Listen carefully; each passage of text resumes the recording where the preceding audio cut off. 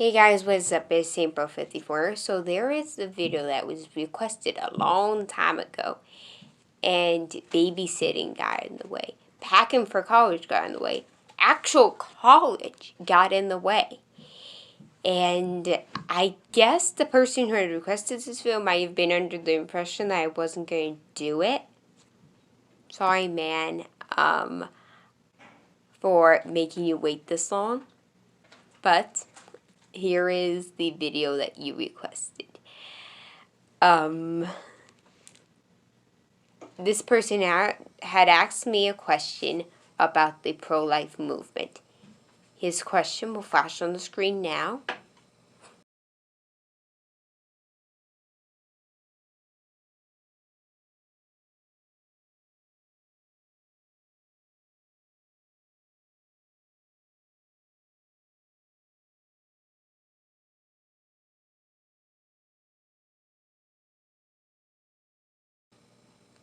Alright, let us begin. We have our pro-life bro woman hat because I am the hat girl in my college. We have our sisterhood shirt. Okay, let's begin.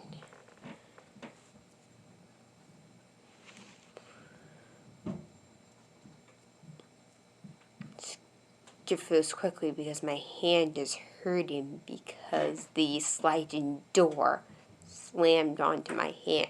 Note to self, don't close the sliding door fast. You learn a lot in college. Okay, let's begin.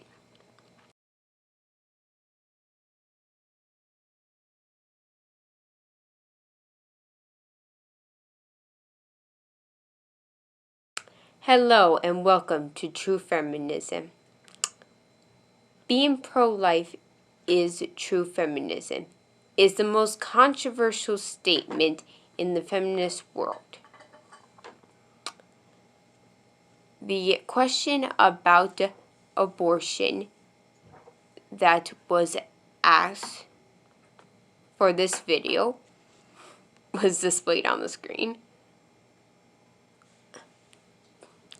Thank you, Science is Observable, for this question and challenging me to grow and learn as a Christian and as a pro-life advocate.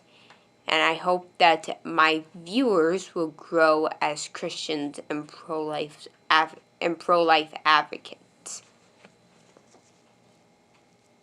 I hope that we will expose the reality of abortion and the pro-choice movement and show how the pro-life movement is actually for a woman. The main point of this video is that being pro-life protects the rights of women and their babies.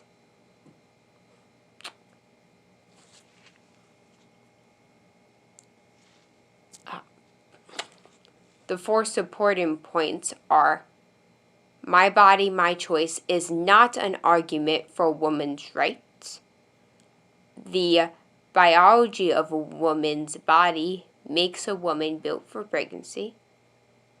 Abortion is not always the woman's choice, and true feminism is pro-life.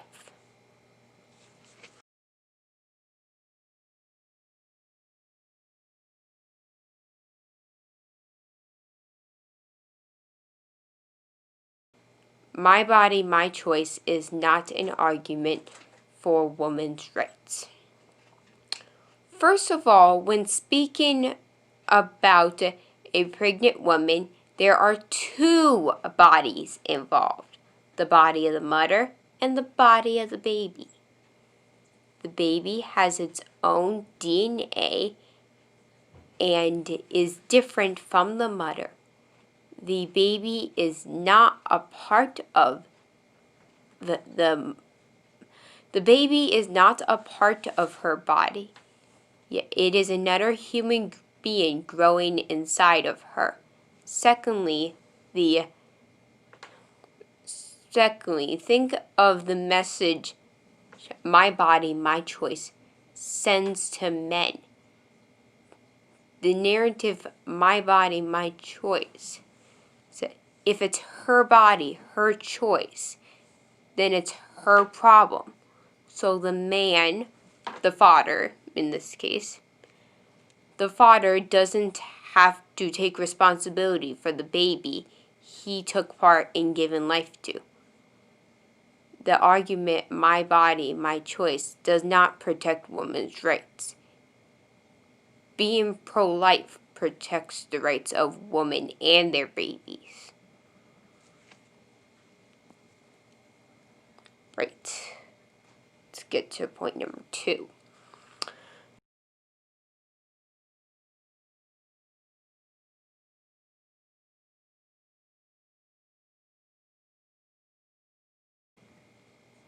The biology of a pregnant woman. I would like to now remind everybody that we are mostly a PG-13 YouTube channel. Should I have reminded you of that long before the intro? Yes, I should have. Don't. Anyway, so moving on. So you guys are going to get a biology lesson about the body of a pregnant woman. As you can see in the Google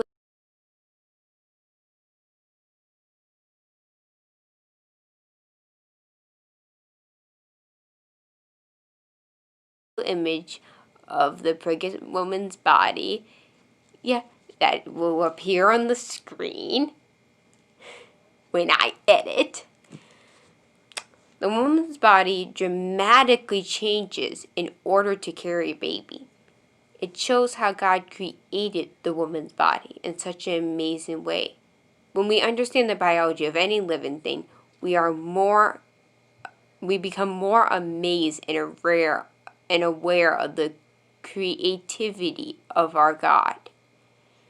Now, pro-choicers will often say that a child holds a woman back. But if it is true that the biological structure of our bodies holds us back, then where is our power? That is definitely not a feminist statement. That statement actually makes women seem weak. So, why do we stand strongly against discrimination of women, especially pregnant women, and still try to eliminate pregnancy and eliminate to our future generations, thus also eliminating our future women through abortion? Being pro-life protects the rights and life of women and their babies.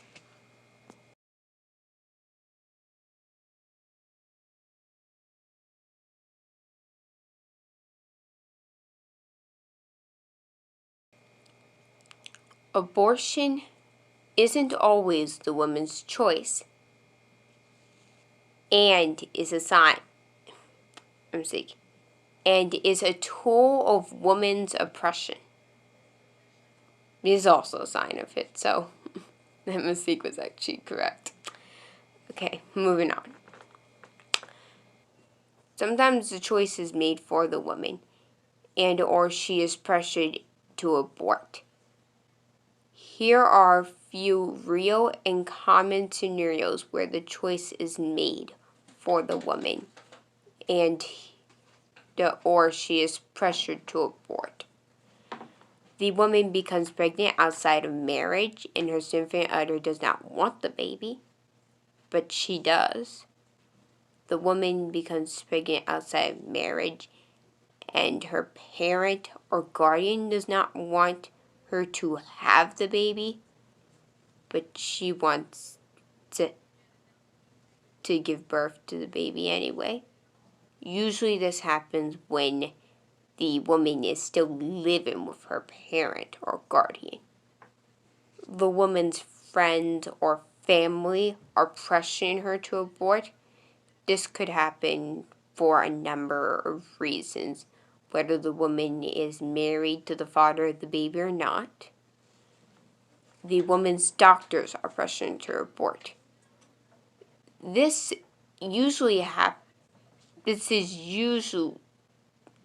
when this happens, it's because the doctors believe that the baby will be born with a disability, or the baby will be born terminally ill.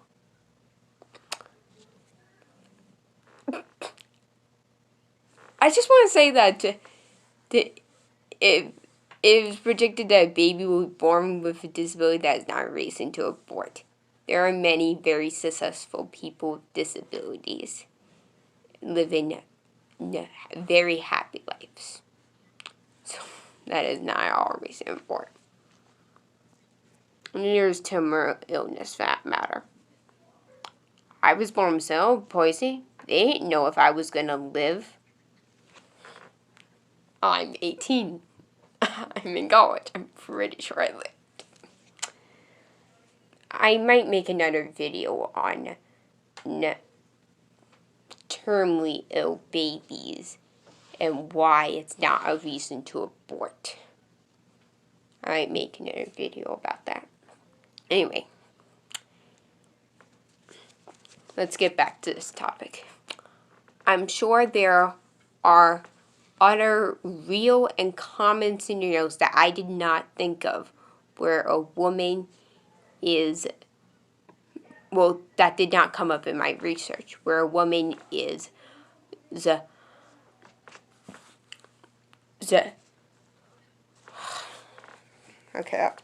where a woman is not where it is not fully the woman's choice to abort. Come on, today, brain, work. Although a woman can decide because of inconvenience of the choices listed above to abort, it isn't always solely the woman's choice. And in some cases, the woman doesn't have any say or very little say. If you want to see some real-life examples of those scenarios, in the description below are some links to videos on YouTube by Life Action about women who had abortion that wasn't fully their choice. And there are also 2 links to articles about abortions that aren't fully a woman's choice. One of those articles titled "The Hidden Abuse of Women" Hidden abuse of women conquered abortions. This is a quote from that article. It's no myth. Parents and partners use violence, threats, and emotional manipulation to force mothers to abort against their wishes. End quote. It upsets me to hear about women who are forced to abort. So, therefore, abortion isn't always the mother's choice and is a tool of women's oppression. Being pro-life protects the rights of women and their babies.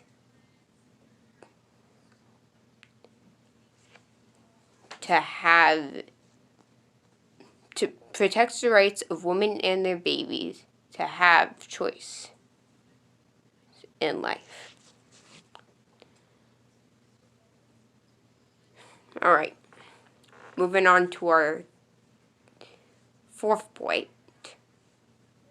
Right, that was our 3rd point, 4th point.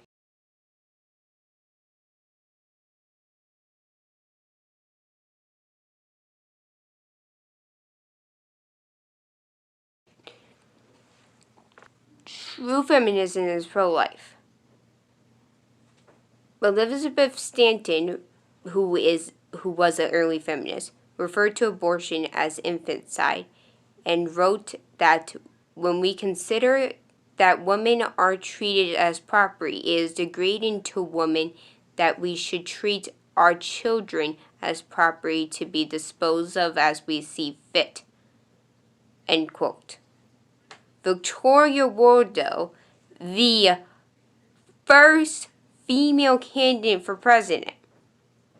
Victoria Wardell was the first. Just saying. I mean, Woodhill. Why do I always pronounce her last name wrong? Okay. Every woman knows that if she were free, she would never bear an unwished child, nor think of murdering one before its birth. End quote. Susan B. Anthony was a feminist who fought for women's rights. Very well known. She was also pro-life. This is a quote from her. Abortion, well, a quote from an article about her. Abortion, referred by Susan B. Anthony and others in her circle as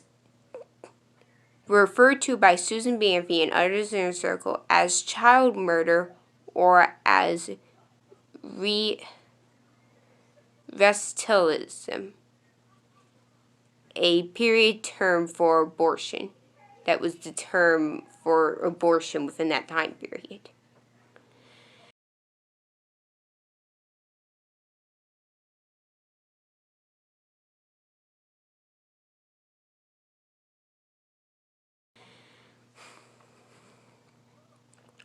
Was seen as another form of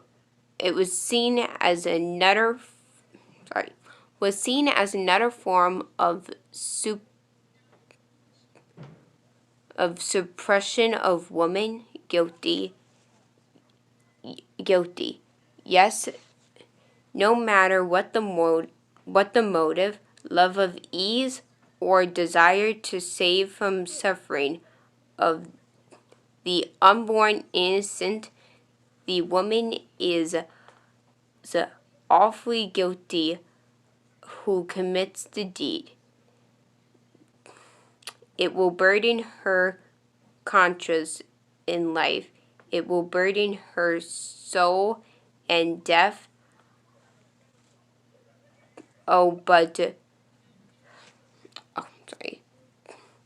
But twice guilty is he who, for selfish gratification, drove her to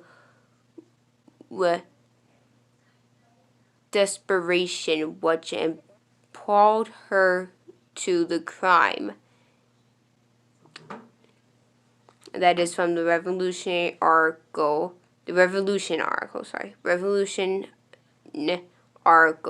Marriage and Maternity.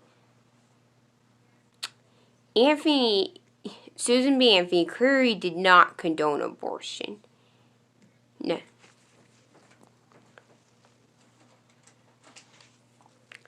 Susan B. Anthony also states, abortion is a reflection that we have not met the needs of women. Women deserve better information, better support, and better choices. Life brings challenges. We bring empowerment because we'll never underestimate women. And that was a quote from Susan B. Anthony. The source for that quote was Susan B. Anthony, an article titled Susan B. Anthony Pro-Life? Women truly deserve better than abortion. By the way, all of my sources are in the description. Women truly deserve better than abortion. The ability to carry The ability of a woman's body to carry and give birth to children is amazing. A child is not an obstacle to a woman's success. A child may change how a woman pursues her life goals, the life goals she has outside of motherhood, of course. Being a mother is a success in of itself. Being a good mother is a success in of itself. But a child, but motherhood doesn't stop her from pursuing goods outside of her motherhood.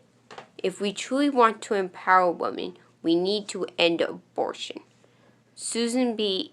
Anthony's stance on pro-life should be seen as an example to all women and pro-life advocates, as well as all the other early feminists I mentioned that were pro-life. Being pro-life protects the rights of women and their babies by standing against the oppression of women, especially pregnant women and their unborn babies, caused by pro-choice advocates.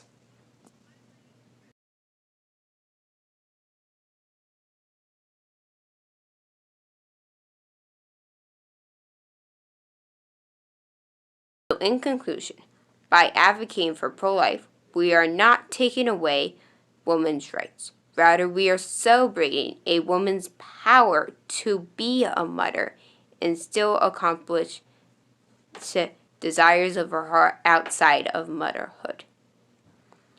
We are celebrating the success it is to be a mother in of itself, to be a good mother in of itself. By being pro-life, we are shaping our future. By being pro-life, we are shaping our future. We are shaping women to advocate for each other and stick together. God has a plan for each person He created. So let's be pro-life.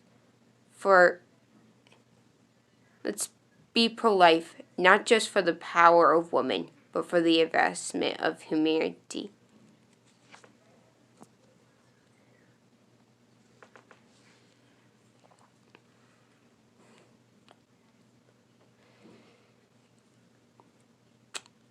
Abortion is a form of murder and a form of genocide. The biology of a woman's body makes a woman built for pregnancy. Which is something that only a woman can do. Only a woman can be pregnant. Abortion is not always the woman's choice and is a tool of women's oppression. Sometimes women are forced to abort. True feminism is pro-life. The early feminists who I mentioned earlier, actually the majority of early feminists, were pro-life. Being pro-life protects the rights of women and their babies. Let's protect life from the beginning to end, from conception to death, from womb to tomb.